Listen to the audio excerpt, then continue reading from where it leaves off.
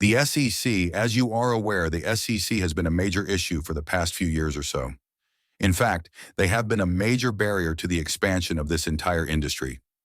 Hey, welcome to my channel. Coin News Update, please support my channel by subscribing. Remember, this is not financial advice. Any loss or harm resulting from your actions or inactions after seeing any of our videos is not our responsibility. You accept the risk that comes with using the information we give. Mind that this isn't financial advice, not just twice as big than it is now, but 10 or even 1,000 times larger. If you believe that number is absurd or it's absurd, and I want you all to realize that if there were the right conditions, cryptocurrency could grow to be incredibly large and in the hands of hundreds of millions of people suddenly. Requirements and these regulations led to acceptance, and now we are beginning to see several of the largest moves happening around the SEC to actually make that a reality in the United States, but also worldwide. Let's begin with this article from Laura, who stated that digital assets are the future, and that the United States could either pave the way or lag behind. I encourage my colleagues to ask the SEC for more detail on the digital asset, the education training program, staking restrictions in order to make us investors more competitive in the worldwide market.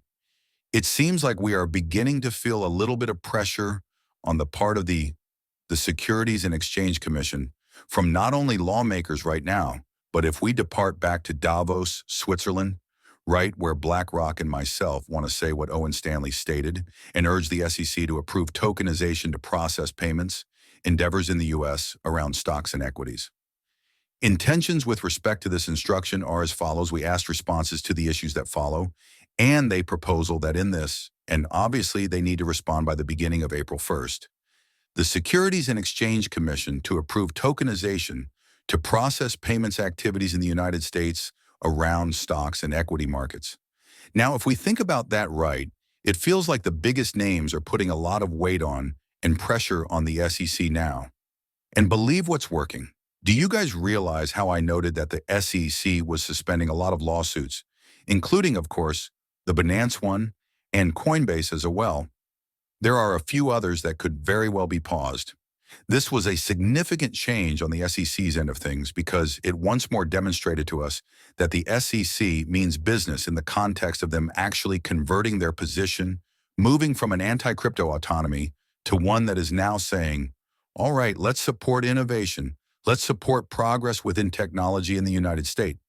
They began by halting a number of scenarios, and now, of course, we examine the one major, the event that on this list, the Ripple Group case, because it is still one of the largest instances in crypto history and is still going on, so we must definitely devote ourselves to that. The final day for that is May 17th, and many people have been speculating that we will probably see our agreement beforehand, which we will discuss in the next section. We was given the major update that the U.S. had withdrawn its appeal in the case involving crypto intermediary dealer positions that would have provided the agency authority over decentralized crypto protocols.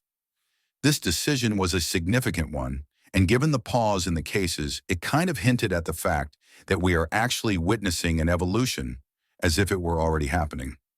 We no longer need to guess whether this SEC will be support crypto or not. They are demonstrating and proving to us that they certainly are. But it swiftly followed up with this, which did just occur yesterday. We really have an update from the Chief Executive Officer regarding the SEC's decision to close its investigation into the NFT platform, OPENC, following yet another retraction by the agency's Gov's enforcement branch. This is a victory for all those who are building and creating in our area. Attempting to categorize NFTs as a security measure would have been a step backward that misunderstands the law and inhibits or hinders innovation. All creators, regardless of size, need to be allowed to construct without put a stop to accusations. We hear that the Securities and Exchange Commission is withdrawing from the appeal of the case over the crypto broker merchants rules, and then an inquiry is closed with the SEC open and the case is dismissed. A couple of phrases that every party involved in every case wants to hear are that the SEC government is dropping their appeal upon full authorized approval, there won't be any compromise or settlement, and a mistake will just be made directly from the SEC. That's something we're not used to hearing, and we still have work to do. Legislati.